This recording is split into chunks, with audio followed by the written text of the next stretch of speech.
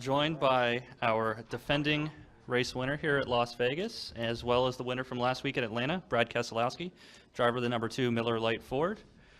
Brad, carrying a lot of momentum into this weekend, just kind of talk about your outlook and your muffin. My muffin had a hair in it. Let's stay away from that one. It's a little weird. Looking forward to, of course, getting on track here.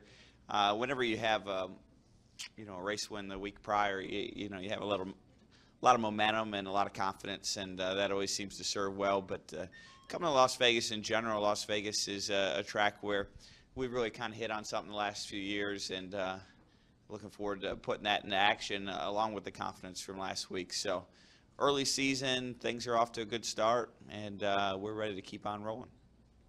All right, with that, we'll open it up to questions. Please raise your hand, state your name and affiliation, and we'll bring a wireless mic to you. We'll start with Joe. Hey, Brad. Joe Medzer, FoxSports.com. Ford obviously is off to a great start. Not just yourself, but, the new Stewart-Haas guys are doing fantastic. Could you talk a little bit about just how much momentum Ford is carrying into this race? And also, could you talk about the speeding penalties, how challenging you think that might be with the new timing lines here at Vegas? Yeah, it's great for Ford.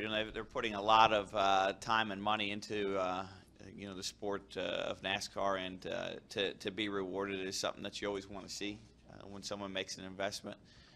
So I'm happy for those guys. They've really brought in a strong leadership group that embraces motorsports with a passion from the very top with Mark Fields and Joe Heinrichs, and down the ladder with Raj Nair and Dave Perizak and Mark Rushbrook on the NASCAR side. So that's really showcased some results over the first 2 weeks of the year. But it's a big ship, and the investment was made probably a year or so prior with a lot of different things. And the most visible, of course, is bringing in Stewart-Haas Racing, but there's more to it than just that. But it's good to see the results, and it's a sign of reward for the investment. But we can't just take it for granted. We got to keep going, and we got to keep working and put in the efforts to go with it. So I think there's a right leadership team in place right now that really understands motorsports to continue to do so. So it's a good time to be aligned with Ford for sure.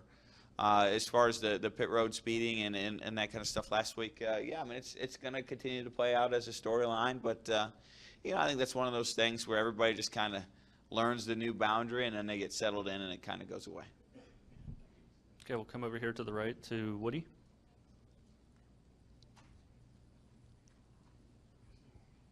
Woody came with MRM. Brad, I want to look ahead a little bit to Phoenix taking this new even lower downforce package there. I know Joey did the test for you guys there, but what are your thoughts on taking this package to that track, and your thoughts as well on putting the start-finish line after this on the dog leg area? Well, it'll be really interesting to see the track when it's redone with the start-finish line. I'm not sure how that's going to work, but I guess there's some smarter people than I that have been working on it. So. But Phoenix in general has been a track that I'm happy it's coming with a different car, because we haven't been very good there. It's been a track that we've struggled with, and we're hopeful that we'll hit on something new and better. But my teammate Joe Logano obviously won there last fall, which was really solid. He had a great day, and that race is super, super critical, specifically in the fall, to having a shot to win the championship. So. I think that going there, we need to have a strong race, a strong showing. We continue to run better as a team as NASCAR takes downforce off the cars, so I'm very optimistic we can do so. But that track has a lot of unique challenges that really makes it so much different than any place else we go, with the dog legs and the flat banking in one end and the wide corner on the other, and the asphalt there isn't like any other track we go to. So. It's a pretty big challenge, but one that we're going to have to step up to and deliver a win to make it to the next level. We'll move to the middle here to Mark. Mark Garrow, PRN. Brad, when the new stage format was announced, the drivers talked about how, we'd like to get some of those points. Now that we've run a couple of races, and we actually saw it at Atlanta last week, teams fighting for 10th and teams fighting for 4th and 5th, maybe a little harder at the end stages than they would have normally. Have the points taken on more importance now that they've seen how things have begun to play out with this segment racing? I mean, points are always going to be important. It's our own measuring stick as a team. We measure ourselves by how we're sitting in the points. And so we're always going to put a lot of emphasis on just that. But what I see personally right now is that, collecting these playoff bonus points is super, super critical for the back half of the season. And I think that kind of dominates a lot of teams thinking at these races, at least that they're really strong teams. But I also see opportunities. Looking at a race this weekend where tire wear perhaps won't be nearly as significant as it was last week. I think you're going to see more strategy cards played. I think you're going to see the field mixed up a little bit more, and you're going to see guys who you haven't seen in a little while up towards the front at point in times in the races. So I think that makes it fun and interesting for all of us. Do we have any additional questions? We'll go over here to Lee and then to Chris.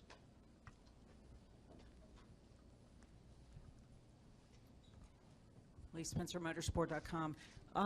Do you really believe that the stages will change the overall complexion of the intermediate tracks? Because, for a long time, I mean, it's hit or miss. It can be really scintillating. They've played with the car, they've played with the formats. Ultimately, doesn't the track also play a huge part in how exciting the action is? Absolutely, Lee. The tracks are just as important as anything. When we race, what time, the grip levels, the tire combinations, the car sensitivities are all huge as to the excitement level that I think you're going to feel in a race. But, I think looking at the stages in general, it's an enhancement, but it's not a cure-all for everything that we want to make better in our sport. And I think, or I sense at least, that a lot of people within the garage understand that there's other areas that we can continue to work on. But I think this is the right step in general for all the tracks to make the racing more compelling and to make more moments matter for our fans. But I think we have to be careful labeling it as kind of the end-all, be-all, because I think there's still more work to do. You think something like the rollable asphalt would be something that could just give us an alternative to another 1.5-mile track in the chase? It's interesting because, 10, 15 years ago, road course racing was some of the least liked racing by the fans and the competitors in the sport. And now it's turned into some of the, most appreciated racing. And I think that's part of the ebbs and flows of the sport over time. I think if we go down the path of more rovals and things like that, or road courses, I should say, that turn into rovals, I think 10 or 20 years from now we'll look back and say, oh, I miss all those mile-and-a-half races. So, I think that's just part of how the sport flows. And, I like outside-the-box opportunities. I think it's very critical for us that the schedule be freshened up, and those type of ideas accomplish that. So I'm supportive to ideas that freshen up the schedule and keep it new and exciting every year for tracks and for fans. But I'm a little careful to say that there's one specific idea that's going to be the answer, because I think it's more of a culture and mindset. We'll come back to the middle to Chris. Hey, Brad, Chris Knight, catchfans.com. I was just curious from a truck series standpoint, and as an owner, are you happy, content with the move from New Hampshire to Las Vegas for part of the triple header in 2018? Yes and no. It's cheaper for us as a truck series team for triple headers. So whatever cost there is to go out west compared to going up to Loudon will easily be offset by the personnel and other costs that we're able to shed when we race out here on the West Coast by being able to run as a triple header. So I think it's kind of a net even in that way. But at the end of the day, if more fans attend and it's a bigger spotlight for the sport, then that's an overall gain that would offset any loss there would be financially. The most important thing that we can have for the sport is to have communities that embrace us, both with funding and with attendance. And this community has shown that it feels that way and that it wants us, and I think we have to embrace that. Do we have any additional questions? All right, Brad, thank you for coming in, and Thank you. good luck this weekend. Have a great day, guys. Hope to see you again.